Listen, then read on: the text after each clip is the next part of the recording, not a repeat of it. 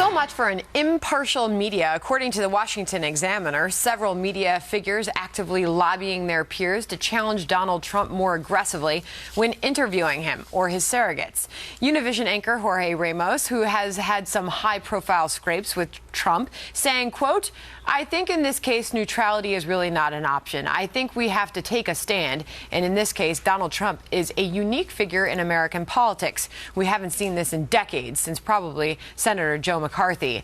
And this from CNN media correspondent Brian Stelter.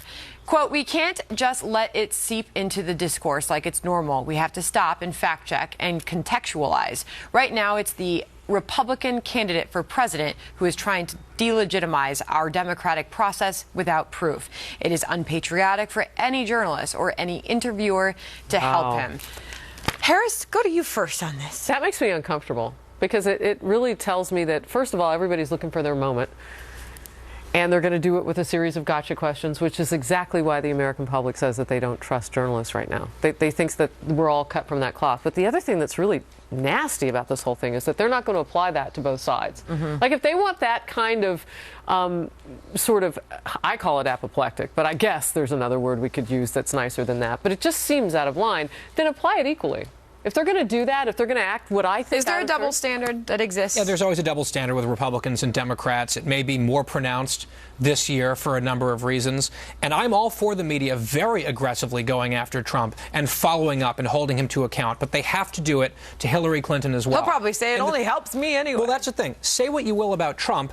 In the year, the calendar year 2016, he has had 16 formal press conferences and is constantly doing a conga line of interviews with anyone who will sit down with him. Hillary Clinton has not had a press conference in 270 days. And she has very selected media interviews. She's cloistered. She's protected. He's out there talking with the media, talking with voters. She spent the weekend at the Hamptons raising $20 million. Money in politics. I mean, she can't do it because she'll get caught in a lie. But I was going to say, if you think it's bad on the English side of the media, let's talk about Spanish language media.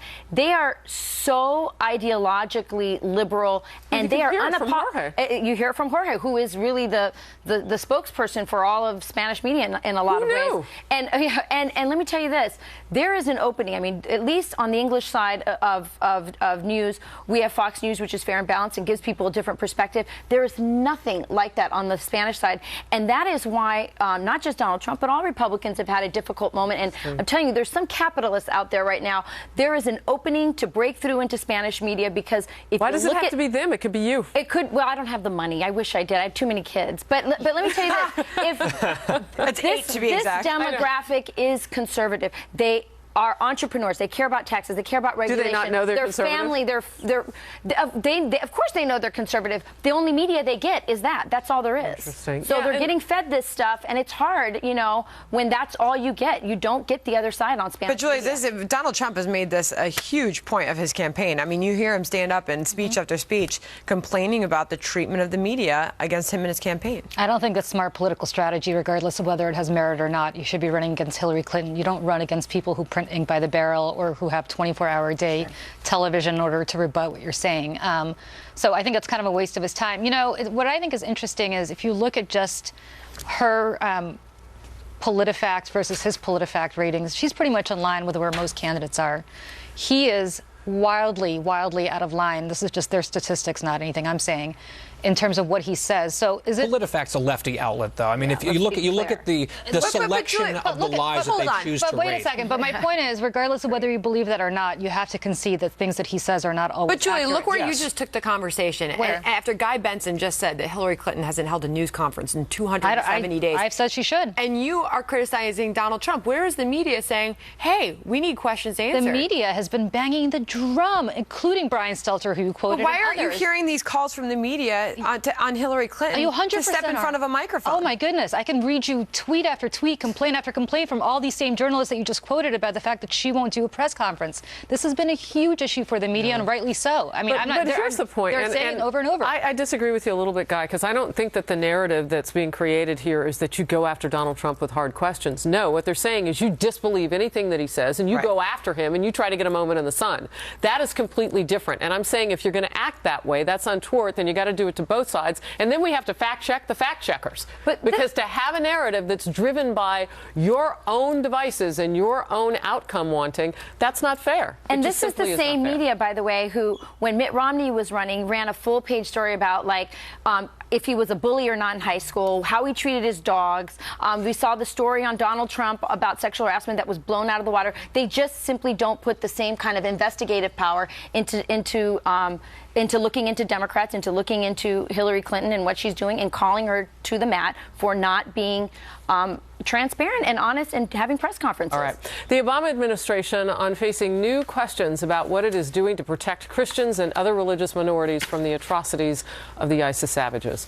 The American Center for Law and Justice has filed a federal lawsuit against the State Department for allegedly ignoring its Freedom of Information requests.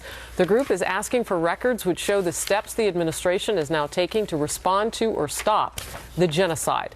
This comes in the wake of a horrific Associated Press survey documenting 72 separate mass graves in Iraq and Syria, holding as many as 15,000 ISIS victims.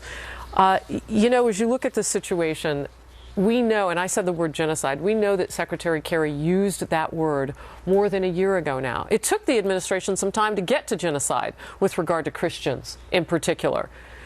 Along with that is a moral, sometimes a military, oftentimes a policy-driven and diplomatic threshold that we have to meet that's different when you call something a genocide. Have we seen the steps that reflect that? I don't think so, right? And if so, what are they? We just had Secretary Kerry say the other day that the media would do the world a service if we focused less and reported less on terrorism. So I scratch my head sometimes listening to this administration. I mean, if in fact they are withholding FOIA documents or documents that have been FOIA'd, they should be held to account. The lawsuit should move forward. I mean, it's a punchline now, but supposedly the most transparent administration in human history almost never seems to be. Yeah. They were forced, basically, they were being forced to call it genocide against Christians. They did not. The administration was pushing back on that, and they were forced by all kinds of groups that were pressuring them, and finally they did it. There is no better example of what is happening in Iraq. By the way, sex slaves, girls, Christian Yazidi, as young as 9 years old. The media should also be held accountable. I have to go on to the British press and the European press to read these stories of atrocity, which, by the way, I force myself to do because it's hard. It's hard. I know it. I have little girls the same ages as these girls. I have to watch it because I cannot allow myself to think it's not happening and not try and do something. And this is another example of human rights abuses, all talk. No action from You know what's really frustrating about this? We knew about these graves months ago because there were AP photographers and others who were describing the hair that was sticking up out of the ground in Syria. No, I'm going to say it. Yeah, like you say, we don't want to talk about it. That's part of being anesthetized to the issue. Yes. And maybe they're not talking about it enough inside the Beltway. So let me tell you what State Department spokesman John Kirby said. He said, sadly, we anticipate that additional mass graves will be discovered as additional lands are liberated from Daesh. He said, then there are the graves still out of reach, some with several in them, some with multiple thousands. May I just say something, as somebody who comes from a part of the world and is descended from people who were affected by the Holocaust? We keep talking about never again. Yeah. We keep saying that over and over again. But the reality is it does happen over and over again, and it does happen time and again. And some of the reasons people ask me why I'm so passionate about the refugee issue, well, this is why. Yeah. Because these people are dying, literally dying, caught. and they have nowhere to go. And predominantly, yes, Yazidis and Christians, but also Sunni and Shia Muslims as well. This isn't limited just to the Christian community, although they've been targeted specifically. And it's because of that whole concept that we talk about constantly. We'll never let this happen again. We'll never let a genocide happen again. I'm getting emotional about this, but the reality is from Bosnia to Africa to now the Middle East, we have consistently seen it happen again. In my adult lifetime, never mind what's been happening the last 50, 70 years since the Holocaust. Just March of this year, I want to read you Kerry's words. The Islamic State is genocidal by self-proclamation, by ideology and by actions and what it says, what it believes and what it does, Kerry said in his appearance. Naming these crimes is important, but what is essential is to stop them. So what we're looking for now, what we're asking for now, Mr. Secretary and others with the Obama administration, what are you doing? Action. Yeah. All right, we'll move on.